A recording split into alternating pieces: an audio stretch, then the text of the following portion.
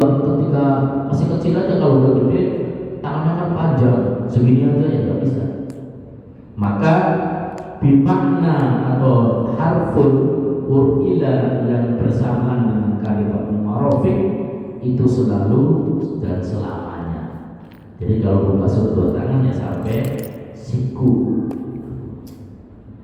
Wa yadullu lidzalika ma ruwiya Jabir radhiyallahu anhu qala ra'aitu Rasulullah sallallahu alaihi wasallam yudirul ma'u 'alal marafiq. Suatu ketika Jabir, sahabat Jabir itu melihat, menyaksikan dengan mata, kedua matanya sahabat Jabir. Jadi Rasulullah itu melakukan wudhu itu yudirul ma', bukan memutar-mutar air, tapi pergelangan itu dibalik. Maka kalau memahami yudirul ma', airnya digoyang-goyang begini, itu saya rasa enggak sesuai apa yang diharapkan. Artinya yudirul ma' itu pergelangan tangannya dibolak ini loh. Jangan begini katanya, gini. Ayo gitu loh. Diusahakan ini jangan begini deh, diputar-putar supaya takdimnya ini merata. Jangan sampai salah satu anggota wudu tidak tersentuh air, maka wudunya batal, tidak sah. Rawahu Daruqutni wal Baihaqi wa lam yudhaffahu. Jadi menurut Imam Daruqutni dan Imam Baihaqi itu hadisnya tidak dhaif. Di redaksi lain warwiya annahu adarul ma'u ala mirfaqaihi, membolak-balik memutar-mutar itu air ala mirfaqaihi untuk pergelangan tangan. Jadi dari sahabat Jabir redaksi hadisnya yudirul ma'u alal marafiq, tapi dalam redaksi lain hadis yang sama bimakna, dengan makna yang sama, annahu adarul ma'a ala mirfaqaihi, bukan mirfaqaihi tapi mirfaqaihi. Wa qala hadza budul la yuqbalu salata illa bihi. Maka memahami hadis yang dua tadi tujuannya adalah untuk penyempurnaan cara membasuh kedua tangan sampai siku. Makanya Rasulullah memutar-mutar pergelangan tangannya. Jangan sampai ada yang terlewatkan. Karena kalau posisi begini, ini khawatir kita dari sini kita udah gosok, sementara air belum sampai nyentuh yang sebelah sini, maka disebut musta'mal. Nah ini yang perlu diperhatikan. Sampai ketika membasuh tangan didukung oleh ayat Al-Quran wa aidikum minal marafiq, dan didukung dengan dua hadis yang sama, redaksinya sama. Nah ini menunjukkan bahwa keharusan dan keikhtiatan kita, kehati-hatian kita supaya wudu kita jadi baik dan benar. Jadi jangan sampai seluruh anggota wudu ini ada yang tersisa, artinya tidak tersentuh dengan air. Nah ini yang menjadi pembelajaran kita bersama. Bagaimana supaya kita memahami fikih walaupun sekecil ini. Ini kan yang mengatakan kita ibadah kita sah dan tidaknya menurut ajaran Islam, syariat Islam sallallahu alaihi wasallam. Itu Nabi kita Muhammad sallallahu alaihi wasallam. Jangan dianggap remeh, wudu. Nah, maksudnya apa? Hadis yang kedua tadi, redaksi hadis. Wa yajibu bisalul ma'i ila jamil basari ay wa jamil sya'ri wal basarati. Tujuan daripada menghadirkan dua hadis tadi ada supaya air itu sampai pada titik-titik yang tidak mungkin tidak bisa disentuh, tidak bisa dijamah oleh tangan kita. Artinya ketika kepala ini kan butuh dengan namanya takhlid, itu nyelak-nyelak itu. Apalagi ibaratnya kita punya rambut gondrong, maka termasuk wamasbul roksi itu adalah bagian daripada fardunya wudu. Nanti setelah ini baru wamasbul roksi. Nah ini supaya isol sampainya air atau tembusnya atau tersentuhnya kulit kita dengan air, itu maksudnya. Bila jami syahri, dari seluruh rambut yang termasuk juga atau bagian daripada nanti rukun keempat di dalam wudu, artinya wudu, wal basyarati, dan seluruh kulit, artinya anggota wudu.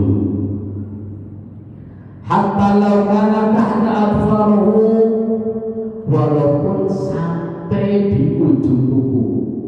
Mohon maaf, bagi yang punya kuku panjang, ini jangan sampai punya permasalahan untuk wudu. Sampai menjamin nggak kalau punya panjang terus agak hitam-hitam dikit, itu di ujungnya situ itu termasuk a'dha'ul wudu, termasuk anggota wudu yang itu harus disentuh dengan air. Maka Rasulullah itu mensunnahkan, itu namanya ghuslul yadain, itu cuci tangan. Tujuannya untuk menyempurnakan nanti kalau ada kekurangan wudu kita, insya Allah dengan mengamalkan sunnah di dalam wudu itu sebagai penopang penyempurna wudu kita. Kumur-kumur tidak cuci tangan itu bagian. Itu bagian daripada sunnah, bukan wajib. Nah, membasuh telinga, Habib Lutfi itu termasuk wudu fardhu wudu, salah. Sampai kapanpun fikih dari yang terkecil sampai fathul wala itu menyebut kuping itu perbuatan sunnah. Habib Lutfi dibilangnya wajib. Fikih dari mana? Itu di podcast di upload banyak. Sama dengan menafsirkan laqad ja'akum rasul, itu kelirunya sama budek, ngawur. Artinya ketika orang tidak kapasitasnya jangan berbicara. Ini bicara orang yang ahli balaghah dan bahasa. Laqad sungguhnya teman-teman injil sapa Allah Rasulullah pada utusan Allah. Jadi seakan-akan yang jadi subjek adalah Allah, bukan Rasulullah. Ini kan keliru. Namanya fikih itu ada fikih muta'addi, ada fikih lazim. Kalau fikih lazim yang tidak membutuhkan objek, kalau fikih muta'addi fikih yang membutuhkan objek. Makanya predikat subjek, predikat objek. Itu orang ahli balaghah begitu. Jadi ini terkait dengan pembahasan yang harus saya sampaikan melalui disiplin ilmu, bahwa ilah di situ bermakna selalu untuk selamanya. Jadi yang namanya membasuh tangan sampai siku, ya nanti sampai yaumil kiamah. Ya cara wudunya ya begitu, maksudnya gitu. Jangan ketika masih kecil cuma segini, agar dewasa dikit naik. Nanti kalau udah tua tangannya diketek sampai ketek dibasuh, ya enggak. Batasan anggota wudu yang sah yang benar menurut syariat itu sampai siku. Dipulang balik ya begitu pembahasannya. Lau kana tahta al-farhu wa sahha yamna'u usulul ma. Boleh jadi ketika kita punya anggota wudu, tangan yang kukunya panjang, ini bagian dari anggota wudu, dikhawatirkan airnya tidak sampai, maka batalah wudu. Enggak harus ini, jadi secara otomatis batal wudunya. Kalau kita punya kuku panjang, terus di ujung kukunya itu ada hitam-hitam yang mana sebagai yamna anil ma, menghalang daripada tembusnya sentuhnya air ke kulit ujung kuku. Nih ujung kuku ini gini. Ini kan harus itu harus tersentuh. Nah sementara yang punya panjang, boleh jadi kalau begini, saya rasa itu dia nggak masuk. Coba kalau begini cara begini, begitu dulu, curut, itu ya agak lamaan dulu nggak apa-apa. Tapi Rasulullah juga jangan membombardirkan air, memboros-boroskan air. Jadi secukupnya aja. Nah secukupnya ini apa? Sesuai dengan syariat, bukan dengan hasil pikiran kita sendiri. Ngaji kagak, nanya enggak. Tahu-tahu gimana sampai dulu? Ya menurut saya sih sah-sah aja, menurut sampai. Bagaimana para ulama mendedikasikan memberikan pembelajaran cara wudhu yang baik dan benar. Tentu ada tahapan-tahapan. Nah, masih ibtidaiyah cara wudhunya begini. Nanti ketika sanawiyah naik dikit levelnya, aliyah, ma'ad alim.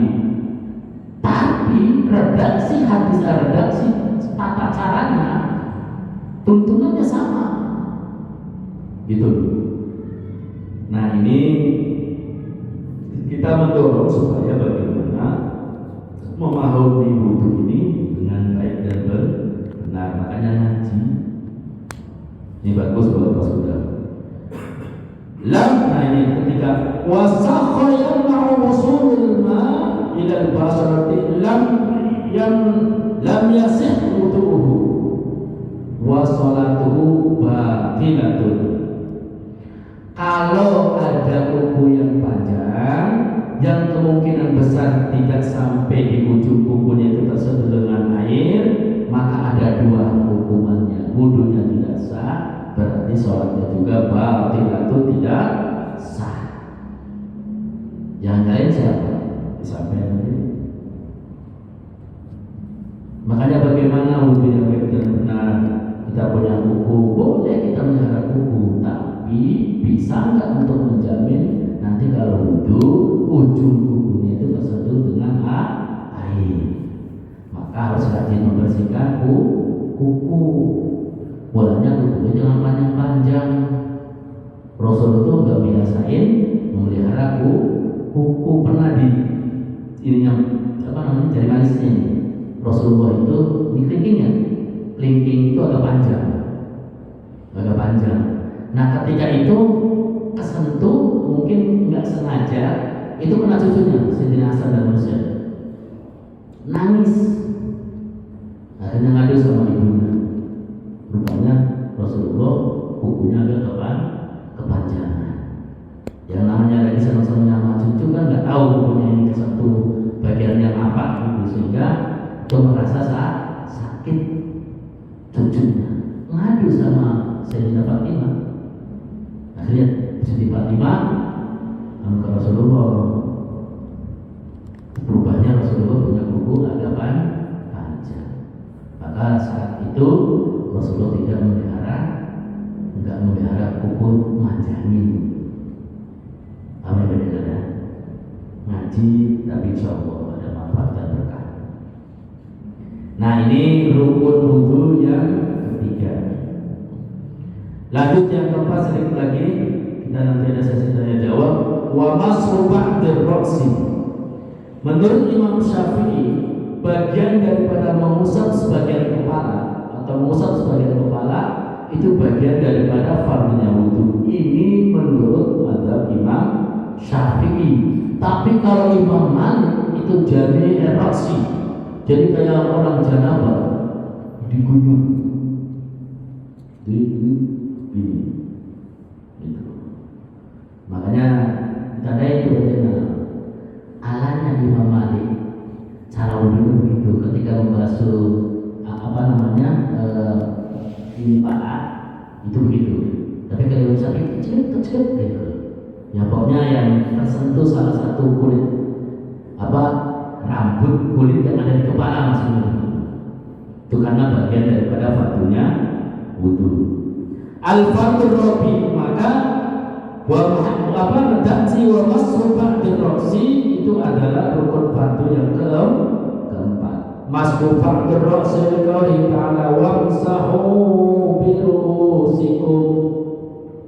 Usaplah kalian semua kepala jadi usaplah kepala kalian semua.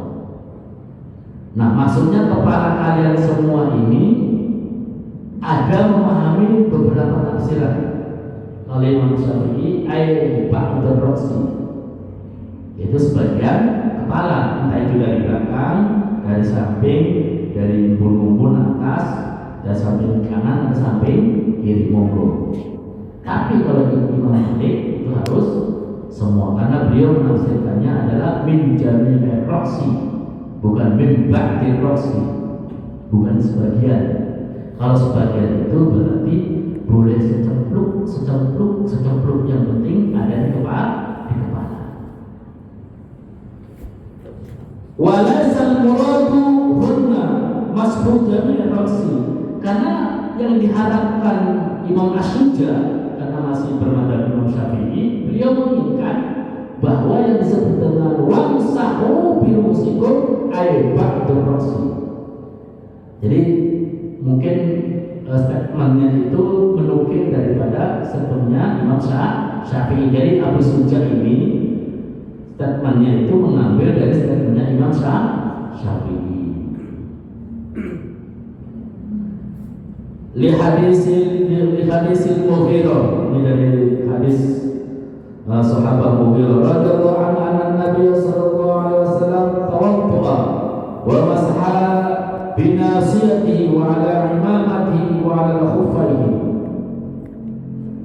Dulu zaman perang, Rasulullah itu mengajarkan cara wudhu kepada para sahabat itu tidak sesuai dengan apa yang dalam keadaan tenang dan aman nyaman. Jadi kalau wudhu masih menggunakan sepatu perang, mungkin kalau kita sepatu tentara itu nggak usah dicopot, cukup di lap gini kayak kita membasuh aja. Nah, andai kata yang punya imamah itu udah bukan udah kayak Habib Rizik, bukan udah. Rasulullah itu kalau pakai udah itu enggak menampakkan bahwa itu seorang yang konglomerat, bukan. Kalau kita kan ada identifikasinya. Makanya Rasulullah itu mendudukan agama jangan sampai bertabrakan, bersentuhan dengan budaya pada saat itu. Jahiliyah itu dulu identik padahal. Kalau orang kaya, kalau pakai gamis, pakai jubah, itu nggak panjangin, maka dibilangnya orang kaya lewat, karena gamisnya diblonjolin, dipanjangin. Nanti imamahnya udeng-udengnya itu kayak udeng-udeng tumpeng 17 Agustusan, soalnya begitu. Itu identik karena ya itu saja gitu. Keturunan dari konglomerat umpamanya, keturunan dari Abu Jahal, Abu Lahab umpamanya gitu. Nah itu menjadi dominasi. Maka Rasulullah boleh menggunakan itu, tapi jangan dibuat itu kesombongan. Orang-orang kita dipotong tuh gamisnya. Kenapa dipotong? Kata Rasulullah nggak boleh banyak yang sombong. Rasulullah itu memerintahkan itu supaya jangan menjadi bagian budaya orang jahiliyah. Orang jahiliyah itu kalau kaya memamerkannya dengan gamis yang panjang. Ya sedang, tapi jangan kesedengan, dipotong kepanjangan itu benar kesedengan namanya. Jadi kelihatan walaupun khoyalah di situ bukan mengambil begitu. Karena ini untuk mengkanter budaya yang tidak sama dengan apa yang disampaikan oleh Rasulullah. Maka para wali pun sama ketika mengajarkan agama Islam di tanah Nusantara ini tidak bertabrakan dengan adat istiadat zaman dulu. Wayang boleh, main gamelan boleh, terus main apa boleh, tapi diisi dengan nilai agama. Itu kalau bicara masalah bahasa, tentu yang paling vokal adalah Sunan Bonang dan Sunan Kalijaga. Jago bahasa. Tapi kalau jago politik, Sunan Gunung Jati. Karena Jawa Barat ini dihadapkan dengan berbagai latar belakang politik yang tidak sesuai dengan ajaran Islam, maka dihadirkanlah Sunan Gunung Jati. Jadi kalau Gunung Jatinya taruh di Jawa Timur, Jawa Tengah nggak kena konflik sana asing. Maka di antaranya dijawab barat yang notabene dengan pasukan.